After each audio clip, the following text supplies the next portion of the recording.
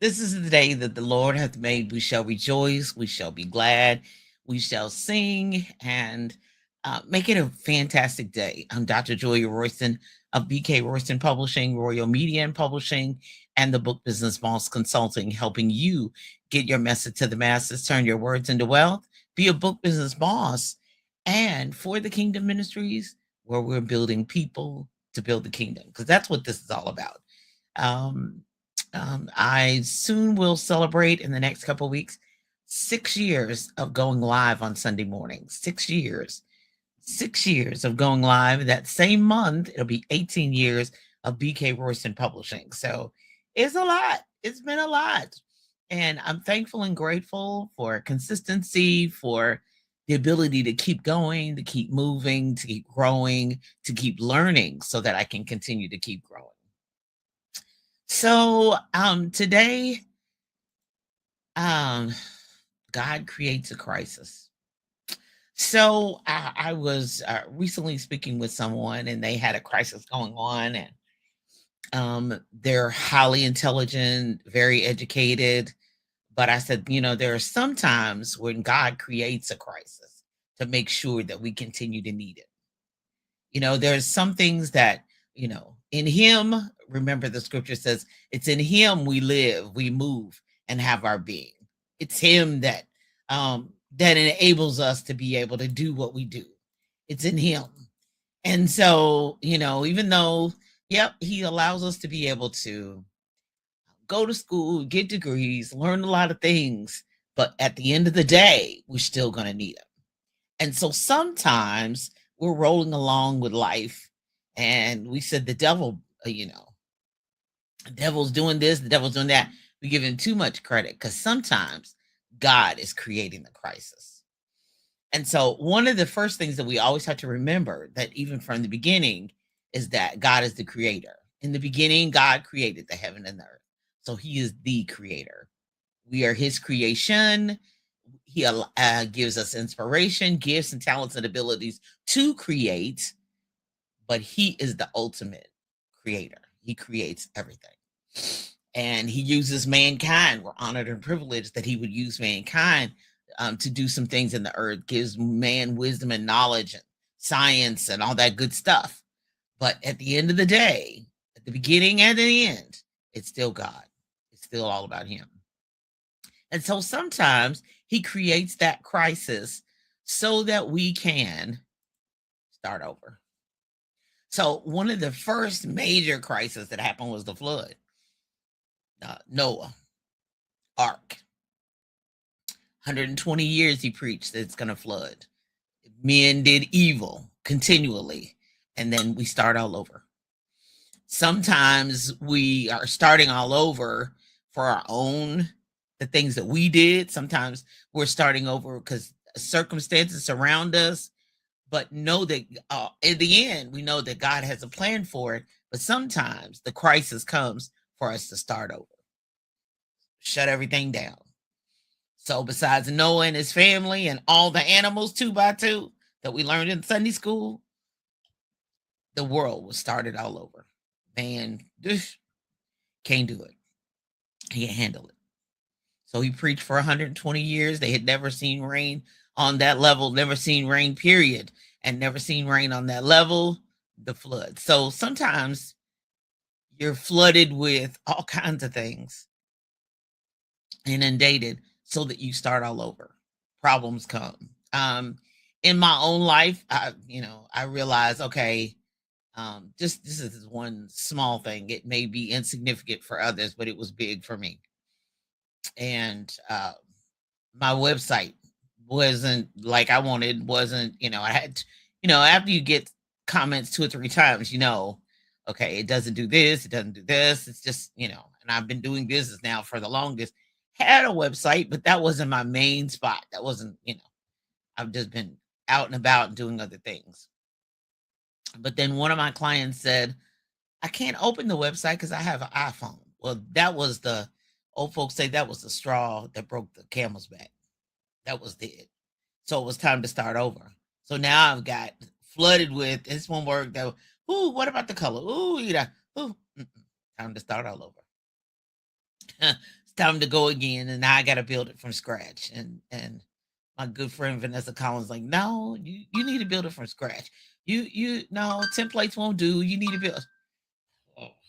And and I felt like that for just the website, but I can only imagine what that's like if you have to start all over for your whole life. And I've done that too. You have to move and you have to, um, yeah, start all over. And there is no shame in starting all over. There is no shame in having a business and having to go back and get a job. There's no shame in that. The job may have to help pay the bills until the business can get back on its feet. It is no shame in that. There's no shame in starting all over and saying this is not working, because there's nothing worse than putting in something into something and it's not doing what it's supposed to do. Start all over from scratch. Where'd you go wrong? You might not have gone wrong. Sometimes you have to start all over because the time has changed. It's a new season, it's a new day, it's a new dawn, it's a new what the audience wants something different, your client wants something different, your family needs something different. You had little children, now they teenagers. You had teenagers, now they're young adults. Now you're empty nesting. Now they're getting married. Now they get ready to have kids. Now they got to start all over. So the major flood happened, wiped everything out so we can start all over. Sometimes God's crisis is so you can start all over. Now in Genesis 12, they had to move because there was a famine. And sometimes it's not like that there's not abundance, there's not something going on, but sometimes that brook dries up. There's a desert, you can't go anywhere but there. There has to be movement because there's a famine. That's how Naomi and Ruth, there was a famine in Bethlehem, and so they had to go to Moab. And that's how but now the food was back so they could move back to Bethlehem. But in the meantime, before that, there was a famine, so they had to move and go somewhere else. There was a famine. Abraham, there was get thee out of that country. He had to take everything he had. Let's move. So sometimes that food famine, when the company shuts down and when the layoff happens, it's time for movement. Sometimes you have to physically move. Had to do that too many times. And sometimes it's movement in your mind. Your mindset is rooted and grounded in something that is no longer no longer makes sense. It was your foundational. It was great to build you and create you and make you and mold you and get you disciplined and all that. But now that no longer exists. It's sort of like the Blockbuster. We're no longer doing, I still have CDs. I still have some of my DVDs. But I know that I have to stream. I know that those MP4s have to be available in a different method because people are phone oriented. They're not equipment oriented. So, the sometimes that famine changes how we access everything, but it don't change how we access God. We can call him anytime. I need him in the morning. I need him in the noonday. I need him in the evening because he makes everything all right. Sometimes God creates the crisis to move you. And sometimes it's not the devil. Sometimes God created the crisis itself. And of course, in Genesis, of course, too, when Joseph, all that he went through and all that he had to endure so that there'd be a famine, so he would be reunited with his family. But then they had to come down to Egypt, and there he was. The person that they wanted to kill, the person that they sold into slavery, the person, the Potiphar's wife lied on him, the person who landed in prison, the person who now was in the palace. Sometimes the famine will make you move. When that brook dries up, when that thing is over, when we no longer can get the channels of distribution as we normally do, we got to move. And then sometimes God creates a crisis for our deliverance to help us to be delivered from something. So when the children of Israel spent 400 and some years down in Egypt, Pharaoh's like, I ain't letting them go. Pharaohs, they don't play no games.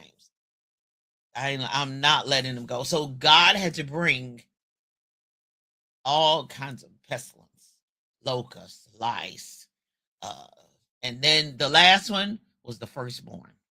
God knows how to bring a crisis to change your mind, change your direction, and help make it start all over. The climate which we're in looks horrible and horrific, but I am quite sure that there's a plan, there's a path, there's a purpose for it. And sometimes God's got to bring it so that we return back to Him. Oh, yeah. So if you're just joining me, God creates a crisis. Ask Pharaoh. Locusts, lice, flies, firstborn of everything died. I used to know all 10, but I don't know. I don't remember all 10. But that locust thing was, that was a lot for me. The flies would have been a lot for me. Lice would have been, all of that would have been a lot for me. That was to help emphasize I'm serious. I mean what I say. Let my people go. It's time for them to be delivered. I'm wanting them to bring them out. I got my man. I got my leader. He's right there in your house. Let them go. Oh, no. You say no? You in charge? Hold on. Let me bring situations. Let me bring problems. Let me bring unexpected. Let me bring death. And you won't let me bring all your money gone. Let me bring your job closed. Let me bring, yep, they laid you off. Nobody else, just you. You ever wondered about that? How it just happens to you and it doesn't happen to nobody else? How just this is the only way you can go? Other people can do what they want to do, but gifts and callings come without repentance. He's called you. He's chosen you before the foundation of the world. So He's going to bring a crisis to deliver you, to get you out. And some of the things I was like, it wasn't a sin. I liked where I was. He got a higher purpose and a higher plan for you. So sometimes it's a crisis to deliver. And then sometimes it's directional. Because with that same story, okay, they coming out, right? All right, they got out. They not only got out, but the people was like, y'all got to go. And then I'm going to send y'all with gifts and gold to help you start wherever you're going. You got to get out of here because y'all done tormented it and terrorized us with all these 10 plagues. Y'all must leave and must go now, but you're not going empty handed. We're gonna send you with gifts and gold and things to help you get started. But when they went, okay, they moving. And then all of a sudden, Pharaoh says, no, go get them and bring them back. No, we're not going to do that. He changed his mind. And so they were old folks say rock and hard place. They had Pharaoh coming behind them.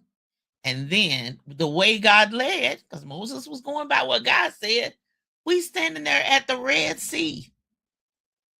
Now we got 1 million folks, nearly or more, and not to mention women with babies, and we stand there looking at a Red Sea. The people are complaining, you done brought us out here, Moses, kill us. Oh my God, we should have stayed back in Egypt. They forgot all about the beatings and the abuse. They forgot all about that. They'd rather go back in slavery. Well, we have food and all. You delivered from that, but then there's another crisis because we always gonna need God. We're always gonna need Him. Always, always, always. He said, "I'm a jealous God. I don't play." So when either you put yourself or your knowledge, your information ahead of Him, and do not seek ye first the kingdom and ask Him, pray without ceasing, and seek Him. Ask, seek, knock. You don't put that first, and you think, "Oh, I can do this. I don't need you. I'm good. For this part, I can at least do this on my own." We like to be independent. So we get to the Red Sea, and you're like, "Wait a minute. I know this is what you said. I know this is where I've been there many times." I'm like, "God, you said, I prayed, I fasted, I asked you over and over and over again, and you said, and I'm faced with even something bigger." But you have what you need. Even in the crisis, you have what you need. Because first off, you got God. So if you got God, you got direction, you got everything. So you got God, you got everything. And Moses said, okay, you sent me out here. God, you sent me this direction. Now we got this Red Sea. I got these people, I got these kids, I got this stuff. How are we going to get across? He said, what's in your hand? So what's in your hand? What you got? What's already in your hands? He's going to get you out. And he's going to get you out with something that's already in your hand. Remember, the God crisis is always for his glory, for your information, your experience, your expertise. And that old song, you can't make me doubt him because I know too much about him. We don't have no testimony without a test. So what's your current crisis? What's your crisis?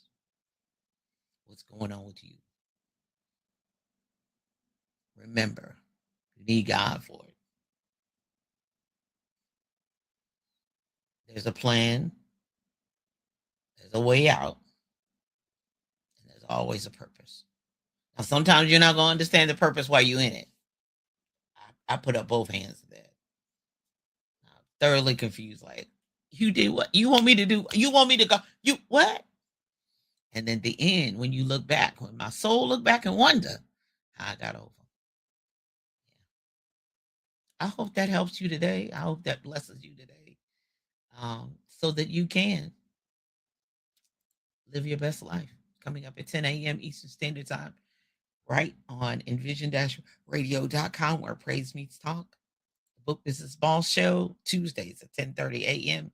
Eastern Standard Time. Thank you so much for all those that have subscribed and downloaded the episodes. All the episodes from season 1 through 4 are already there. The replays are at bookbusinessbosspodcast.com. Go there, especially if you're interested in writing, publishing, and promoting your book. If you've already done it and you say, ooh, I need help, go to bookbusinessbosspodcast.com. Season 4 is the book business. So if you already have your book and you're like, I need some help, bookbusinessbosspodcast.com. And to purchase Julia Royston books, go to Next Chapter Bookstore and Gift Shop inside Ben's Boys, located at 2711 Grandview Avenue in Greensboro, North Carolina. The Garden of Reading Book Closet, 8601 East 10th Street in Indianapolis, Indiana. Sankofa Center Bookstore at Bates Memorial, 620 Lambton Street in Louisville, Kentucky. Also, on the road and on tour, When I See Me Children's Book Fair. Check her out on Facebook. TheAmazingCorner.com online bookstore and mobile book fair. I'm sorry. Online bookstore and mobile book fair. If you have written a book and you like, I need help, let's have a conversation. Talkwithroyston.com. It's been scrolling across my screen for a while, but talkwithroyston.com. I'm building a new children's bookstore site, but in the meantime, go to for children and adults, book bundle boxes, Royston Royal Bookstore, purchase books there. If you are, you're like, I'm not available for those classes, but instant course access, visit JuliaRoystonStore.com. I have an upcoming class. Promote that book now that's coming up January 24th, a week on this coming Saturday. Tune in, register at bookbusinessboss.com. Also, review, prepare, execute, repeat. Now, that doesn't matter whether you've written a book or not. It doesn't matter whether you are in business, no matter what that business is. There are things that we need to be reviewing in business systems monthly, weekly, daily, quarterly, annually, semi-annually. So get that guidebook that I've the checklist, download for free, and also the book is available as well. Review, prepare, execute, repeat. Free download at bookbusinessboss.com. So when you get to bookbusinessboss.com, there's a lot going on right there. So you all be blessed in all that you do. Trust that you have a fantastic rest of the day, rest of the week and month. Ooh, January is moving fast, but God is with us, and He is the guy who creates a crisis but not just the crisis. He creates the plan. He has the plan. He creates the path, and he knows the purpose for it all. You all be blessed. Until next time. Bye bye.